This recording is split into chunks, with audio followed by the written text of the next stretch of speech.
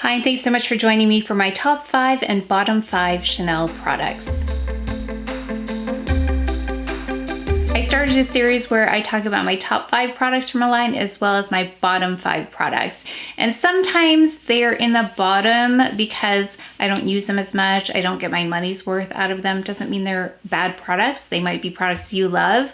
But in the range of items that I have, I might have 10 to 20 concealers to choose from. And I have, I think, almost all of the eyeshadow palettes by Chanel as well as some other brands. So I have a lot to compare with, and if it was just a standalone product and the only thing I had, I might love it more. But because I have so much to compare them to, that's why they're in the bottom 5. And also the top 5 are really gonna stand out because, again, I have so many other things to compare them with. So starting with my top 5, this is a Sublimage L'Essence de Teint, and this is one of the most elegant foundations I have. Whenever I have somewhere very fancy to go, I will pick this because it is very second skin-like, just enhances the complexion. As you can see, a little goes a long way. I feel like I've used this quite a bit, but it still looks quite full. And that's amazing because the price point is a bit higher on this one. So if you're looking for a very elegant foundation, I have it on now. And whenever I have this on, I get questions about what I'm wearing.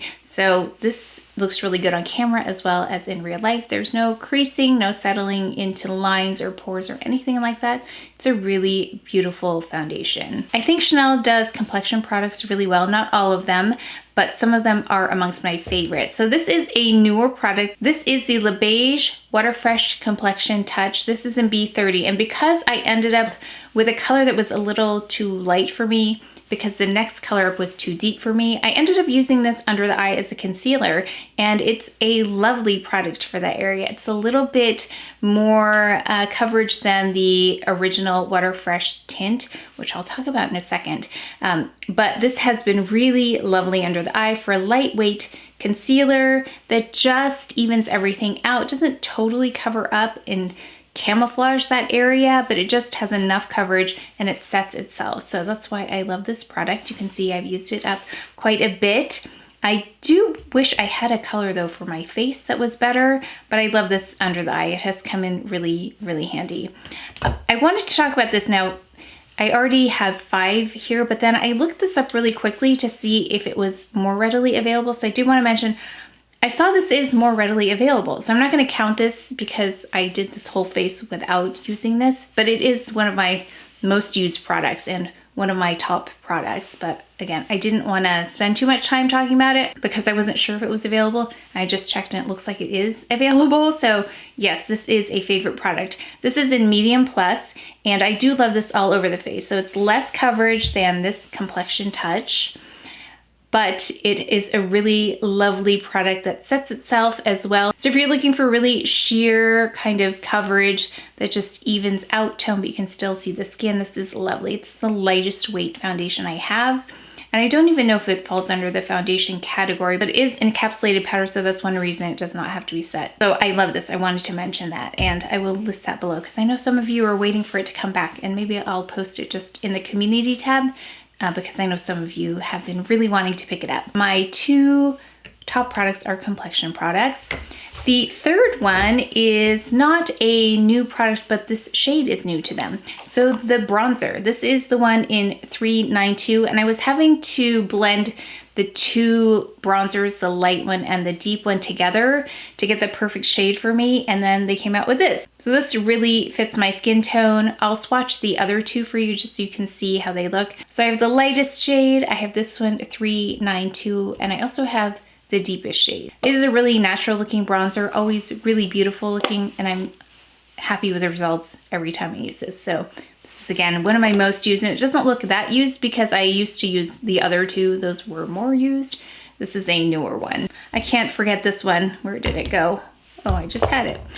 This one is Tisse Rivoli. And you know I love this one. I've talked about this so many times and featured it in so many videos, and every time I wear it, I get questions about what am I wearing on my eyes. It's usually this one, and I did a quick look today with it, and I used a navy eyeliner with it today, which worked really well. So it's versatile in terms of the shades that are in here. You can use different eyeliners with it. Like I could choose something that was more purpley with this. You could go with gray, black. In this case, I chose navy today, but I think it's such a pretty one. So many one and dones in there as well. This is my all-time favorite palette by Chanel. So anytime anyone asks if I'm going to pick up one palette from Chanel, this is the one I would suggest, because as you can see, I have loved this so much and I have so many Chanel palettes to pull from, and this is the one that always gets the job done. So when I need to pull a look together, I'll pull this foundation and Tisse Rivoli as well as the bronzer. And now I've got this for my concealer under the eye, because we're going to talk about concealers in a moment. And then for the lip, I chose this, and I have so many beautiful lip shades by Chanel, but this really is my top used product because it's so easy to use, and I have it on now, of course. This is the #1 to Chanel, and this one is in Lively Rosewood. I love that it has color to it, but when I add color to my particular lip, sometimes it's too much. It's just too bold.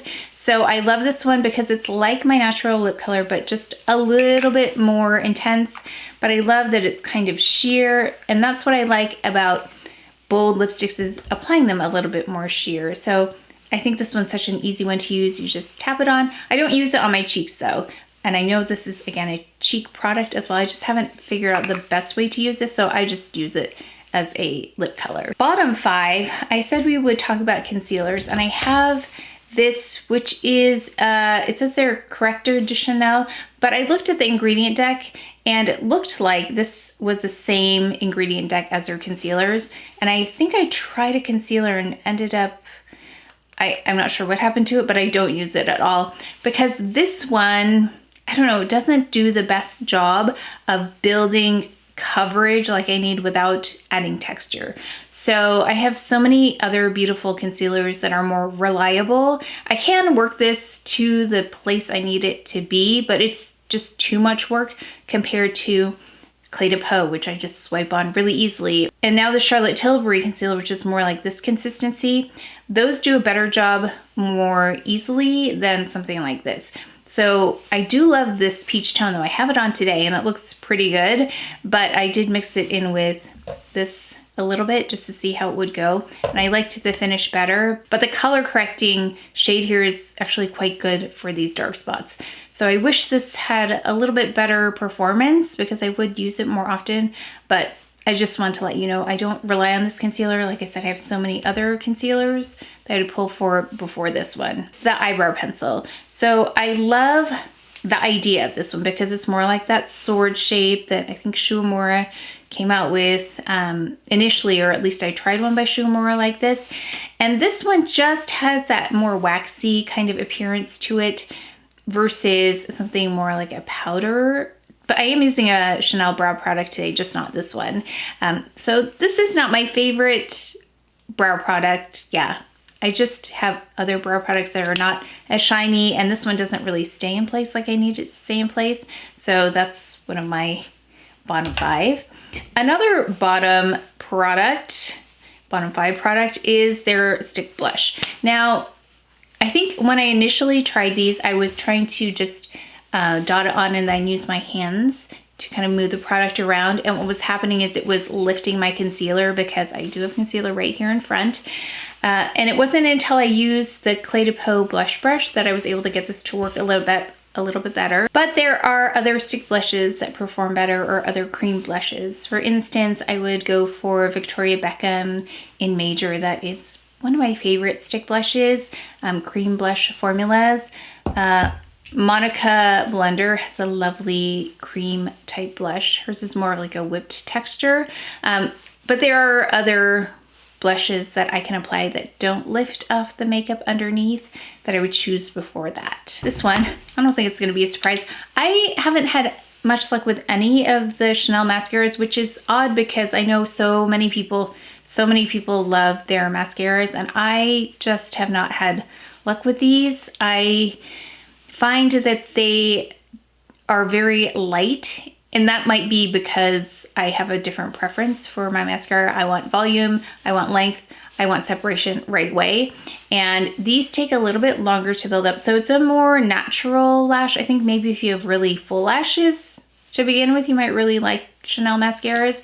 I don't, I mean, I use Latisse, make sure you get a prescription, see a doctor before you get the prescription because there are side effects. But I do use Tisse with a prescription, and I have longer lashes and more of them, but it's still probably not where some people have their lashes, where they just need that quick light coat of mascara. That's why I find with Chanel's, their mascaras are quite light in terms of their coating. I know that they have a primer too, which is very nice, but if I can find a mascara that can do that without a primer, then that saves time. And yeah, they just haven't worked out for me. So I'm gonna say this mascara, and this is in the Noir Allure, and I have it on now just so that you could see it in action. In fact, I used a few of the bottom 5 products today so you could see what they looked like on. My 5th least used product, and I think you'll be able to tell because it looks almost brand new, is this palette. It's the holiday palette, the number 5. I think it was so cute because it had the number 5 on there,